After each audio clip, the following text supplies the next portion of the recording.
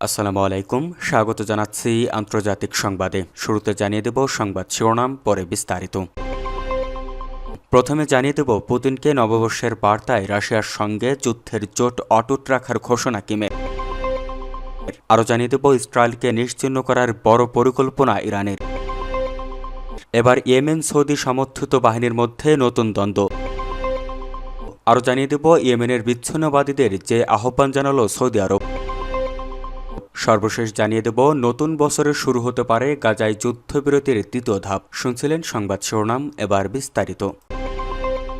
পুতিনকে নববর্ষের বার্তায় রাশিয়ার সঙ্গে যুদ্ধের জোট অটুট রাখার ঘোষণা কিমের। উত্তর কোরিয়ার নেতা কিম জং উন বলেছেন, ইউক্রেন যুদ্ধে একই পথে রক্ত, জীবন ও মৃত্যু ভাগাভাগি করার মাধ্যমে রাশিয়ার সঙ্গে তার দেশের সম্পর্ক আরও দৃঢ় হয়েছে। রাশিয়ার প্রেসিডেন্ট ভ্লাদিমির পুতিনকে নতুন বছরের শুভেচ্ছা জানাতে গিয়ে এই কথা বলেন কিম। উত্তর কোরিয়ার রাষ্ট্রীয় সংবাদ মাধ্যমের প্রতিবেদন অনুযায়ী কিমের এই শুভেচ্ছা বার্তা পাঠানোর আগে 18 ডিসেম্বর পুতিন উত্তর কোরিয়ার নেতা কিমকে নতুন বছরের শুভেচ্ছা জানিয়েছেন। ওই বার্তায় পুতিন রাশিয়ার কুরস্ক অঞ্চলে পিয়ংইয়ং এর সেনাদের সাহসী ভূমিকার প্রশংসা করে বলেছেন, এটি দুই দেশের অপরাজেয় বন্ধনকে স্পষ্টভাবে প্রমাণ করেছে। আজ শনিবার Korean central news agency KCN পুতিনকে পাঠানো কিমের বার্তা প্রকাশ করেছেন। কিম বলেছেন, 2025 সাল দুই দেশের দ্বিপক্ষীয় সম্পর্কের জন্য খুবই অর্থপূর্ণ একটি বছর ছিল। মস্কো ও পিয়ংইয়ং এর সম্পর্ককে তিনি শুধু বর্তমান সময়ে নয়, বরং আগামী প্রজন্ম ও প্রজান্তরের ধরে রাখার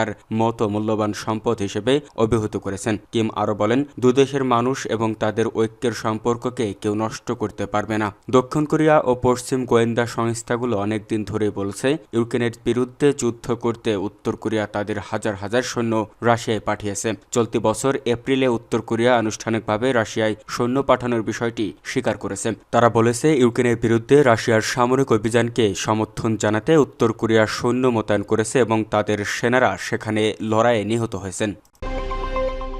ইসরায়েলকে নিশ্চিহ্ন করার বড় পরিকল্পনা ইরানের। ইসরায়েলকে গত জুন মাসেই ধরাশয়ী করেছিল মধ্যপ্রাচ্যের দেশ ইরান। দুদেশের মধ্যে তথাকথিত যুদ্ধবিরতি চললেও বাকবিতণ্ডায় থেমে নেই তারা। কিছুদিন আগেই ইরান ক্ষেপণাস্ত্রের মহড়া দেখিয়েছে, এতেই ইসরায়েলের ঘুম উড়ে গিয়েছিল। আর সম্প্রতি আরেক চাঞ্চল্যকর ঘটনা ঘটেছে। এবার ইরান টার্গেট করেছে ইসরায়েলের সাইবার দুনিয়ায়। দেশটিতে শক্তিশালী সাইবার হামলা চালিয়েছে আয়াতুল্লাহ খামেনির দেশ। ইরানি হ্যাকাররা ইসরায়েলের শাসন ব্যবস্থার বিরুদ্ধে এখন পর্যন্ত সবচেয়ে বড় ও প্রভাবশালী সাইবার হামলা চালিয়েছে, এমন দাবি করেছে একটি হিব্রু ভাষার প্রযুক্তি বিষয়ক গণমাধ্যম। গত বুধবার প্রকাশিত এক প্রতিবেদনে হিব্রু ভাষার পিসি ম্যাগাজিন জানায়, যদিও ইরান ও ইসরায়েলের মধ্যে সাইবার যুদ্ধ নতুন কোনো বিষয় নয়, গেল 3 বছর ধরে এই সংঘাত চলমান রয়েছে। প্রতিবেদনে বলা হয়, এই সাইবার যুদ্ধের মধ্যে রয়েছে নাশকতামূলক হামলা, গোয়েন্দা কার্যক্রম এবং জনমত প্রভাবিত করার উদ্দেশ্য প্রচালিত বিভিন্ন অপারেশন। এদিকে চলতি বছরের জুন মাসে শুরু হওয়া 12 দিনের যুদ্ধের পর ইসরায়েলের বিরুদ্ধে ইরানি সাইবার হামলা উল্লেখযোগ্যভাবে বেড়ে গেছে। প্রতিবেদনে বলা হয়, হ্যাকাররা দ্রুত তাদের কৌশল পরিবর্তন ও অভিযোজন করে সাইবার জগতে কার্যকর হামলা চালাতে সক্ষম হয়েছে। পিসি ম্যাগাজিনের প্রতিবেদনে দাবি করা হয়, 2025 সালের শেষ নাগাদ এটি স্বীকৃত হবে যে চলতি বছরে ইসরায়েলের বিরুদ্ধে সাইবার আঘাত আনার ক্ষেত্রে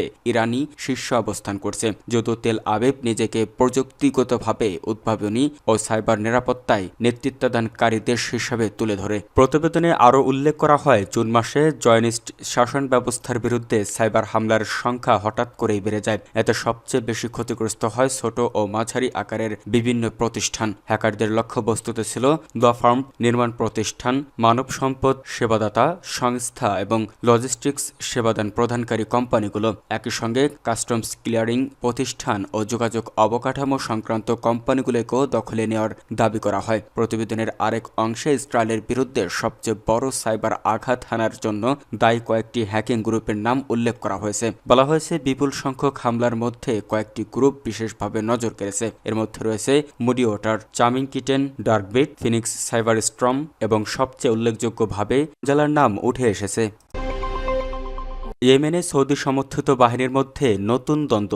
ইয়েমেনে সৌদি আরবের সমর্থনপুষ্ট দেরা আল ওয়াতান বা নেশনস শিল্ড বাহিনীর ভেতরে নতুন করে মতবিরোধ দেখা দিয়েছে। গত বৃহস্পতিবার 25 ডিসেম্বর হাদ্রামাউত সীমান্তের কাছে বাহিনী মোতায়েনের একটি প্রস্তাবকে কেন্দ্র করে এই দ্বন্দ্ব তৈরি হয়েছে। সংশ্লিষ্ট সূত্রে জানা যায়, বাহিনীর কয়েকজন দক্ষিণাঞ্চলীয় কমান্ডার এই নির্দেশ মানতে চাননি। তাদের আশঙ্কা, এতে দক্ষিণ ট্রানজিশনাল কাউন্সিল এসটিসি এর সঙ্গে সংঘর্ষ হতে পারে। তারা বলেন, এই বাহিনী মূলত হুতি গোষ্ঠীর বিরুদ্ধে লড়াইয়ের জন্য গঠিত, দেশের ভেতরের দ্বন্দ্বে জড়ানোর জন্য নয়। দেরা আল ওয়াতান বাহিনীতে 20টির বেশি ব্রিগেড রয়েছে এবং এটি আঞ্চলিক নিরাপত্তা জোরদারে কাজ করছে। অতীতে বাহিনীটি দক্ষিণাঞ্চলের বিভিন্ন পক্ষের সঙ্গে সমঝোতার ভিত্তিতে কার্যক্রম চালিয়েছে বলেও জানা গেছে। এ বিষয়ে সৌদি আরব দেরা আল ওয়াতান বাহিনীর নেতৃত্ব কিংবা এসটিসি কোনো পক্ষেই এখনও আনুষ্ঠানিকভাবে কিছুই জানায়নি। তবে সূত্রের মতে, পরিস্থিতি সামাল দিতে কয়েকজন কমান্ডারের বিরুদ্ধে শৃঙ্খলাজনিত ব্যবস্থা নেওয়ার হতে পারে। এর আগে চলতি মাসের শুরুতে এসটিসি সমর্থিত বাহিনী হাদ্রামাউতের বড় একটি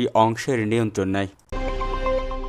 ইয়েমেনের বিচ্ছিন্নবাদীদের যে আহ্বান জানালো সৌদি আরব। ইয়েমেনের দক্ষিণাঞ্চলীয় প্রধান বিচ্ছিন্নবাদী গোষ্ঠী সাউদার্ন ট্রানজিশনাল কাউন্সিলকে দখলকৃত দুটি পূর্বাঞ্চলীয় প্রদেশ থেকে অবিলম্বে সরে যাওয়ার আহ্বান জানিয়েছে সৌদি আরব। চলতি মাসে তেল সমৃদ্ধ হাদ্রামাউত ও আল মাহরা গভর্নরের দখলের পর এই আহ্বান জানানো হয়। এর ফলে হুতি বিদ্রোহীদের বিরোধী শাসক জোটের ভেতরে বিভাজন আরও বাড়তে পারে বলে আশঙ্কা করা হচ্ছে। গত বৃহস্পতিবার 25 ডিসেম্বর আল জাজিরার এক প্রতিবেদনে এই তথ্য জানানো হয়েছে। গত বৃহস্পতিবার সৌদি পররাষ্ট্র মন্ত্রণালয় এক বিবৃতিতে এসটিসির সামরিক তৎপরতাকে অযৌক্তিক উত্তেজনা হিসেবে আখ্যা দেয়। বিবৃতিতে বলা হয়, ইয়েমেনের সব পক্ষ ও রাজনৈতিক শক্তির মধ্যে সহযোগিতা, সংযম এবং এমন কোনো পদক্ষেপ এড়ানো জরুরি যা দেশের নিরাপত্তা ও স্থিতিশীলতা নষ্ট করতে পারে এবং অনাকাঙ্ক্ষিত পরিণতি ডেকে আনতে পারে। সৌদি আরব জানিয়েছে, মধ্যস্থতামূলক প্রচেষ্টা চলমান রয়েছে, যার লক্ষ্য হল এসটিসি বাহিনীকে ওই দুই গভর্নরের বাইরে তাদের পূর্ববর্তী অবস্থানে ফিরিয়ে নেওয়া এবং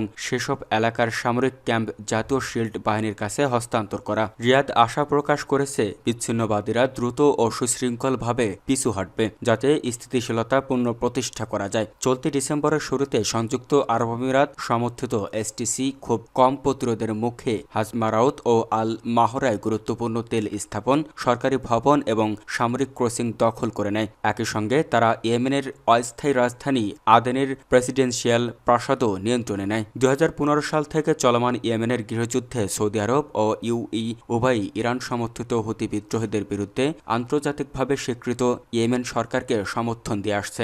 এসটিসি সৌদি সমর্থিত প্রেসিডেন্সিয়াল লিডারশিপ কাউন্সিলের অংশ হলেও সাম্প্রতিক সময়ে তারা সরকারের নিয়ন্ত্রণের বাইরে গিয়ে নিজস্ব কর্মসূচি বাস্তবায়ন করছে।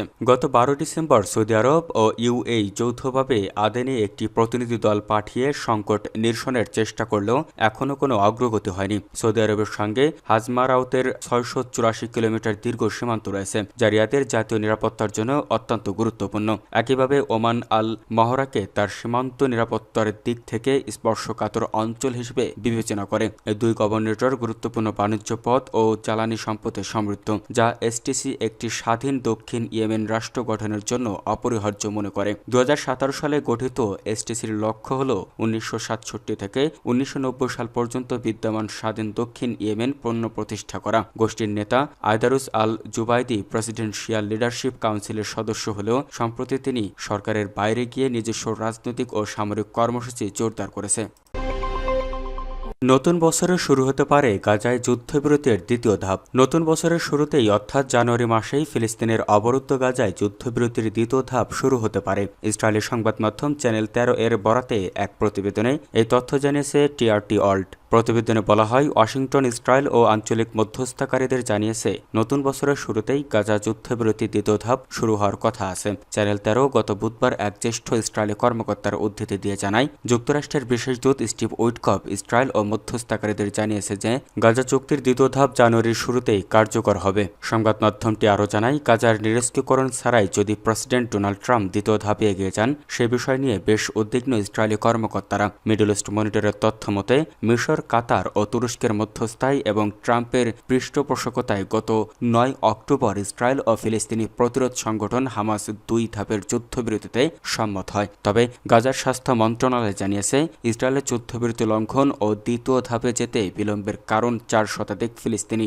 নিহত হয়েছে। 2023 সালের অক্টোবর থেকে গাজায় চলমান ইসরায়েলি আগ্রাসনে এখন পর্যন্ত 71,000-এর বেশি মানুষ নিহত হয়েছেন, যাদের অধিকাংশই নারী ও শিশু। এছাড়া আহত হয়েছেন 1,71,000-এরও বেশি মানুষ।